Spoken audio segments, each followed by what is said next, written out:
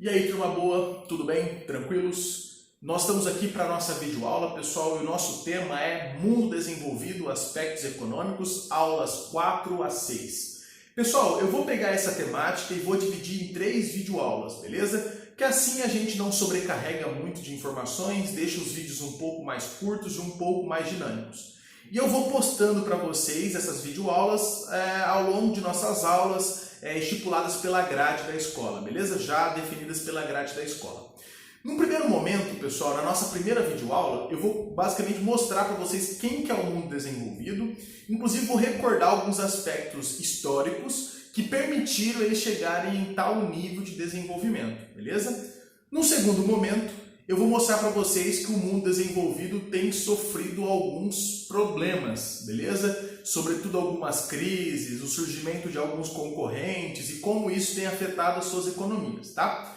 E em terceiro momento, eu vou explicar para vocês o porquê que o mundo depende desses caras, ok? Inclusive nós aqui no Brasil dependemos profundamente do mundo desenvolvido. Essa é a terceira etapa, a nossa terceira videoaula. Então vamos lá, pessoal. Primeiro de tudo, o mundo desenvolvido pode ser considerado aqueles países que estão acima da linha do Equador socioeconômica. Nós estudamos, pessoal, em módulos passados, que o mundo já passou por 2 grandes ordens mundiais, né? A velha ordem era aquela que dividia o mundo em países capitalistas e socialistas, que é o período da Guerra Fria, a ordem bipolar, beleza? Depois que acabou, basicamente, a União Soviética e o socialismo, nós entramos numa nova ordem mundial, de 1989 para frente, inclusive ela vale hoje, tá? A nova ordem mundial não divide mais os países em 2 grupos ideológicos, beleza? Mesmo porque um dos grupos ideológicos caiu, que foi o socialismo, tá? O mundo ele praticamente ficou hegemonicamente capitalista. Só que ainda continua se tendo uma divisão do mundo, mas agora é uma divisão horizontal. Nós vamos ter basicamente a linha do Equador socioeconômica, que divide os países em desenvolvidos e subdesenvolvidos. Aqueles que estão acima da linha do Equador socioeconômica são os desenvolvidos, e aqueles que estão abaixo da linha do Equador socioeconômica são os subdesenvolvidos, tá? Somando todos os países desenvolvidos do mundo, ou seja, acima da linha do Equador socioeconômica, nós temos aí vivendo aproximadamente 15% da população mundial. Apenas 15% da população do mundo vive em países desenvolvidos. Então, eles são minoria em questão de números e eles são minorias em contingente populacional. Mas apesar de minoria nesses 2 aspectos, tá? Número de países e número de pessoas, eles controlam as riquezas mundiais. Pessoal, quando eu falo que eles controlam as riquezas, eles controlam a produção industrial global, são os países envolvidos que dominam hoje a maior parte da produção industrial manufatureira do mundo, e eles também dominam o capital. Eles possuem a maior parte das reservas financeiras do mundo, beleza? Então, na verdade, quando eu falo de controle de riquezas, eles controlam e dominam a produção industrial global e eles também dominam o capital. Eles possuem a maior parte das reservas financeiras do planeta, beleza? Apresentam índices de desenvolvimento humano elevados, beleza? Elevados e muito elevados. Os países envolvidos normalmente apresentam IDH acima de 0,7, tá? 0,7, 0,8, inclusive 0,9, tá? E eles apresentam elevado PPC. PPC é o PIB per capita, PIB por pessoa, tá? Como nós também já estudamos em módulos passados, o PIB per capita é a maior referência de poder de consumo. Quanto maior o PIB per capita de um país, maior o poder de consumo esse país tem. Os desenvolvidos, além de controlar as riquezas, além de ter elevado IDH, eles também possuem elevado PIB per capita, por isso que eles possuem elevado poder de consumo, tá? Isso é bastante importante. E além do mais, para poder finalizar essa análise generalizada do mundo desenvolvido, são países extraordinariamente urbanizados, tá? Se você pega, por exemplo, a Suécia, a Bélgica, a Alemanha, a França, são países, por exemplo, que já têm mais de 90% da sua população urbanizada. Tanto é que a gente fala na geografia que esses países já estão passando por um esgotamento urbano. Já está todo mundo na cidade. Se está praticamente todo mundo na cidade, não tem como ocorrer mais urbanização, ela já está no seu limite. Você pega muitos países europeus, a urbanização já ultrapassou de 90%, tá? O Brasil está quase chegando nisso, apesar de não ser um país desenvolvido, tá? O Brasil deve ter hoje aproximadamente 86, entre 86 e 88% da população urbanizada, beleza? Então, os países desenvolvidos têm 15% da população mundial, controlam essas riquezas mundiais, ou seja, a produção industrial global e as reservas de capitais, né, as reservas financeiras, tem elevado índice de desenvolvimento humano, tudo acima de 0,7, ou seja, IDH elevado e muito elevado, tem altíssimos PPCs, PIB per capita, que acaba sendo a referência de poder de consumo. Quanto maior o PPC, maior o poder de consumo, e são países extremamente urbanizados. A urbanização do mundo desenvolvido é uma urbanização mais organizada, inclusive temos um exemplo aqui de Nova York, uma urbanização extraordinariamente organizada, inclusive com um plano urbano bem configurado, bem desenhado, ok? Com áreas verdes. Aqui nós temos Quebec, no Canadá, tá? Nós temos no mundo desenvolvido, então, uma urbanização muito organizada e uma urbanização que já se encontra em esgotamento. A maior parte da população do mundo desenvolvido já se encontram nas cidades, tá? Por isso que a urbanização já é praticamente limitada, tá? Já praticamente se esgotou. Aí, pessoal, temos o seguinte. Conforme eu estava explicando os aspectos gerais para vocês, eu comentei que os países envolvidos, eles dominam a produção industrial global. E o porquê, afinal de contas, eles conseguem dominar a produção industrial global? Pessoal, isso se explica, pelo menos parte disso se explica, pelo fato de eles terem passado primeiro, ou seja, eles terem sido pioneiros na geração da indústria. Antes da indústria, toda a produção era de maneira artesanal. Então, praticamente o que se produzia era para o próprio consumo. Não havia estoque, não havia excedente. Então, toda a produção do mundo, antes do surgimento da indústria, ocorria praticamente de maneira artesanal. Os países desenvolvidos, inclusive alguns destaques que eu vou fazer daqui a pouco, eles vão trocar a sua maneira de produzir de uma maneira artesanal, para o próprio consumo, pequena escala, para uma maneira industrial, ou seja, em grande escala e com objetivo de comércio, beleza? Mas exatamente a partir do momento que eles produzem em larga escala para comercializar, eles saem em busca de mercado consumidor, ou seja, alguém para consumir os meus produtos. É aí que nós temos, inclusive, as grandes ondas de exploração e colonização de outros povos, né? Então, a Inglaterra vai colonizar países africanos, a Espanha, a Portugal vai colonizar países africanos, asiáticos, para além de buscar matéria-prima, também para buscar mercado consumidor, ou seja, para inserir as suas mercadorias ali dentro. Inclusive, pessoal, isso se explica o porquê que os países pobres, que foram colônias, eles tiveram e têm dificuldade de desenvolver uma indústria. Porque conforme eles tentam desenvolver uma indústria, tá? Ou seja, elaborar algumas estratégias, os produtos do mundo desenvolvido já estavam entrando ali. Como que eu vou criar uma fábrica nacional de alguma mercadoria se a mercadoria já vem pronta do mundo estrangeiro? Então, os países desenvolvidos, eles serão pioneiros na indústria, nessa troca de produção artesanal para a produção industrial, e quando eles trocam para a forma industrial, eles saem atrás de colônias. Eles saem atrás em busca de, basicamente, mercados consumidores. E esses países que basicamente foram colonizados no passado, eles não vão conseguir desenvolver uma indústria nacional. Porque a mercadoria estrangeira já está entrando no seu país há muito tempo. Como desenvolver uma indústria nacional se as mercadorias já vêm prontas de fora? Ok? Mas vamos lá. Basicamente, a indústria ela vai surgir através de um fenômeno chamado Revolução Industrial. Nós tivemos 3 revoluções industriais e eu vou, neste primeiro momento, nessa nossa primeira videoaula, eu vou revisar com vocês essas revoluções. Fiquem bem atentos de onde elas ocorrem. Olha como realmente faz sentido. Quem foi pioneiro na indústria, hoje é desenvolvido. Vamos lá. Primeira revolução industrial vai ocorrer no finalzinho do século XVIII, início do século XIX, e vai ocorrer apenas na Inglaterra. Para ser mais específico, vai acontecer apenas em Londres, tá?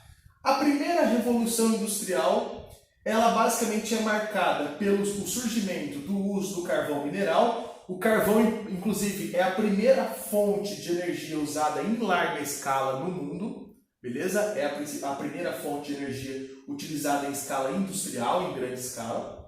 A primeira revolução industrial é marcada pelo surgimento das máquinas a vapor, ok? Essa é a primeira forma de maquinário que se desenvolve no mundo.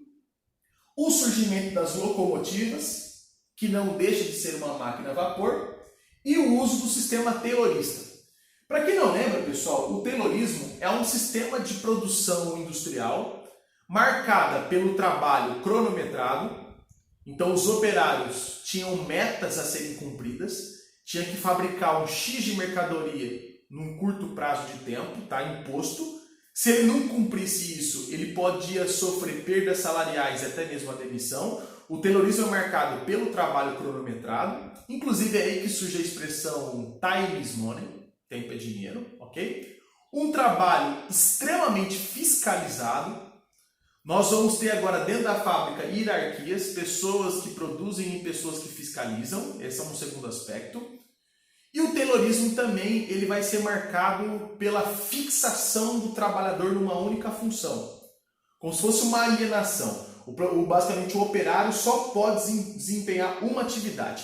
Então se para ele foi imposto cortar o couro, ele vai apenas cortar o couro. Se para ele foi imposto, por exemplo, colar o couro, ele vai apenas colar o couro. Então cada operário vai receber uma função. Nós chamamos isso de fixação do trabalhador, ou no caso nós chamamos de alienação do trabalhador. Então ele vai ter apenas uma função a ser cumprida e ainda por cima com o trabalho cronometrado. Beleza, pessoal? Tinha gente que fiscalizava isso. Se não cumprisse as metas, sofria punições. O sistema taylorista é o primeiro sistema de produção industrial que vai surgir no mundo e ele é marcado então por essas 3 características. Trabalho cronometrado, fiscalização do trabalho, ok? E ainda por cima a alienação do trabalhador, beleza? Então, primeira revolução industrial, final do século XVIII, início do século XIX, concentrada apenas na Inglaterra, em Londres. É marcada pelo surgimento do carvão como fonte de energia, a primeira fonte de energia do mundo usada em larga escala. O surgimento da máquina a vapor e das locomotivas, talvez um dos primeiros sistemas de transporte também utilizado numa escala industrial. E o surgimento do sistema de produção industrial taylorista. Tá? O taylorismo ele é marcado então basicamente pelo trabalho cronometrado, uso de metas, o trabalho fiscalizado, a hierarquização, beleza? E ainda por cima, nós tínhamos a alienação do trabalhador. O trabalhador desenvolvia uma única função na fábrica e repetida, beleza? Por isso que nós chamamos de alienação. Vai ser exatamente o surgimento da indústria que vai iniciar a urbanização na Inglaterra e depois na Europa. Claro, pessoal, a indústria é emprego urbano. Conforme surge a indústria, surge o emprego urbano. O emprego vai basicamente atrair pessoas para as cidades. Então podemos considerar a primeira revolução industrial a primeira causa, ok, de urbanização de sociedades. Como começa na Inglaterra, então a Inglaterra vai ser a primeira grande sociedade urbana da história da humanidade, beleza? Para quem quer entender como essa urbanização foi rápida, intensa e problemática, assista ao filme Sherlock Holmes, tá? O Sherlock Holmes ele se passa na Inglaterra, em Londres, durante a primeira Revolução Industrial, exatamente quando as pessoas estão começando a ir para a cidade, estão começando a ir para Londres, ok? A primeira grande urbanização do mundo, então, ocorreu na Inglaterra, em Londres, motivado pela primeira Revolução Industrial. Ok? Mais à frente um pouquinho, final do século XIX, nós teremos a segunda Revolução Industrial. A segunda Revolução Industrial é marcada pelo surgimento do petróleo e da energia elétrica como fonte de energia. Então, eletricidade e consumo do petróleo, beleza? Basicamente, isso é uma marca da segunda Revolução Industrial, ok? Surge como tecnologias motor de combustão interna. Motor de combustão interna é motor de carros. Ou seja, você não vê o sistema funcionando. Existe um sistema, mas você não vê. Porque o sistema é todo interno. Ele está debaixo do capô. Ele está dentro da lata. Beleza? Então o bombeamento, a queima do combustível, o funcionamento, você não vê. Diferentemente da máquina a vapor, que você via todo o processo. Tinha que pôr a lenha, queimar a lenha. Você via o sistema trabalhando. Tá? O motor de combustão interna, como o próprio nome diz, você não vê. Todo o sistema ele se desenvolve dentro do motor de maneira escondida, como no caso dos carros. Beleza?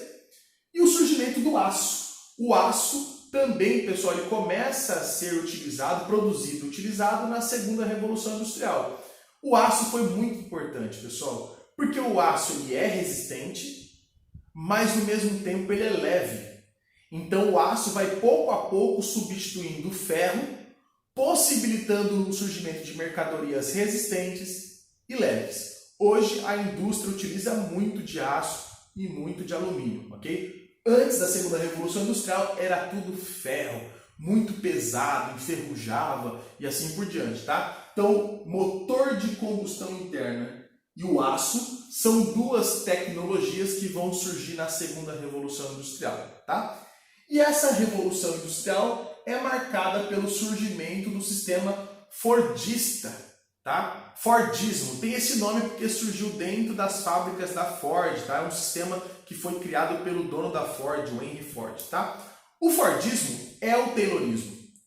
Então mantém, por exemplo, o trabalho cronometrado, mantém as metas, o trabalho continua sendo fiscalizado, mantém a cronometragem, o trabalhador continua alienado, ele só faz uma única função. A única coisa que o Fordismo tem de diferente do Taylorismo é o surgimento de uma coisa nova, o surgimento das esteiras. Beleza, pessoal? Nós começaremos agora a ter as esteiras. A mercadoria agora chega até o operário, aí ele aplica o seu trabalho e passa para frente. Beleza? Ou seja, o trabalhador não precisa nem se deslocar mais na fábrica. A mercadoria vai chegando no trabalhador, beleza? Então o uso de esteiras, a linha de montagem, é uma característica que se soma ao Taylorismo e ele passa a ser chamado de Fordismo, tá? Então continua tudo, pessoal. Trabalho cronometrado, as metas, trabalho fiscalizado, o trabalhador aí, no caso, alienado numa única função. A única novidade é que o Fordismo ele soma a linha de montagem ao sistema, tá? Então agora nós temos as esteiras, como por exemplo os carros aqui, ó, estão em cima de esteiras e os trabalhadores ficam em torno aqui da esteira operando o seu trabalho, tá? A segunda Revolução Industrial, ela já sai das fronteiras da Inglaterra. Além da Inglaterra, França, Alemanha, Estados Unidos e Japão também passam por todas essas mudanças. Começam a utilizar o petróleo e energia elétrica, começam a produzir motor de combustão interna e o aço e começam a trabalhar com o sistema fordista. Esses outros países, França, Alemanha, Estados Unidos, Japão, soma-se a Inglaterra nesse fenômeno, nesse surgimento de novidades aqui então. Novas fontes de energia, novas tecnologias e um novo sistema de produção industrial, agora com o uso de esteiras, tá? Mas a segunda Revolução Industrial trará para a gente um grave problema, o agravamento de questões ambientais. O consumo do petróleo começa a despertar agora um grave problema a nível mundial, ou seja, poluição. Tá? Esse agravamento de questões ambientais é sobretudo a poluição causada pela queima do petróleo. Essa é a sequela ruim vamos dizer assim, né, a consequência ruim da segunda revolução industrial. Mas perceba, apenas os países desenvolvidos passam por ela. E para a gente ir fechando a nossa primeira videoaula, terceira revolução industrial. A terceira revolução industrial vai ocorrer na metade do século XX, beleza? Tá? Metade para o fim do século XX, já ali mais ou menos próximo da década de 1970. E ela atinge, pessoal, todos os países do mundo desenvolvido. Então passa pela terceira revolução industrial os países que estão acima da linha do Equador socioeconômica. Terceira revolução industrial é marcada pelo surgimento de variadas fontes de energia. Surge a energia eólica pelos ventos, surge a energia nuclear, surge a energia hidrelétrica, surge a biomassa, maremotriz. Então, pessoal, agora no mundo vai aparecendo várias fontes de energia. Não é mais só o carvão como na primeira revolução industrial. Não é mais só o petróleo e a energia elétrica como na segunda revolução. Agora nós teremos várias fontes produtoras de energia. E destaco principalmente o surgimento de fontes renováveis. Aquelas que não se esgotam, que a gente pode produzir de maneira contínua. Beleza, pessoal? Isso é importante. Como tecnologias, surge a informática e a robótica. Então, a robotização e a informática, como por exemplo a própria internet, vai surgir na terceira revolução industrial. Beleza? Isso é importante. E no caso, pessoal, o sistema de produção industrial agora não será mais o Taylorismo, não será mais o Fordismo. Agora o sistema de produção industrial é o sistema toyotista, tá? Sistema de produção industrial toyotista ou toyotismo, tá? Tem esse nome porque esse sistema ele surgiu dentro das unidades das fábricas, né, da Toyota, beleza? O toyotismo é marcado por duas características muito importantes. Primeiro, o trabalho mecanizado. Agora, a linha de montagem, pessoal, não utiliza mais de pessoas. A linha de montagem toyotista usa máquinas, robôs. Então, o toyotismo é marcado pela robotização da indústria, beleza? Isso é fundamental. Então, nós começaremos a ter, pessoal, a demissão de pessoas e a compra de robôs para a linha de montagem, ok? Então, primeira característica do toyotismo, robotização da produção, a robotização da indústria. Segunda característica just in time, tá? Just in time, ao pé da letra, traduzindo, é na hora certa, tá? As fábricas toyotistas, além de usar a mecanização, a robotização, elas usam o sistema just in time. O sistema just in time é um sistema sem estoque. A fábrica não produz estoques. Ela só fabrica aquilo, pessoal, que foi vendido, ok? Para evitar ser surpreendido por uma crise. Já pensou se eu produzo um estoque de centenas de milhares de carros e estoura uma crise no mundo? Os carros não serão vendidos. É prejuízo. O just in time é assim. Vendeu o carro? Então produz o carro que foi vendido. Por isso que hoje, quando a gente vai comprar um carro, a gente pede o modelo, a cor, e normalmente o vendedor pede uns dias para a gente. Ó, eu te entrego o carro daqui a alguns dias, porque esse carro ainda não existe. Ele será faturado, ele será produzido. As fábricas que não utilizam estoque, que só vende aquilo que for vendido, é chamado de sistema just in time, é um sistema toyotista. Então, trabalho robotizado e ausência de estoque, o just in time, são as duas características do sistema de produção toyotista que vai surgir na terceira revolução industrial, tá? A sequela deixada pela terceira revolução industrial será o desemprego. Desemprego estrutural. Substituição da mão de obra humana pelas máquinas. Beleza? Vai ser apenas o mundo desenvolvido que vai passar por essa terceira revolução industrial. Então nós do mundo subdesenvolvidos somos dependentes daquilo que eles produzem de tecnologias. Fechado, pessoal? Vão pausando o vídeo, vai voltando naquilo que foi rápido demais ou aquilo que você não compreendeu. Eu vou gravar agora a segunda etapa dessa videoaula e vou mandando para vocês aos poucos. Então até mais, pessoal!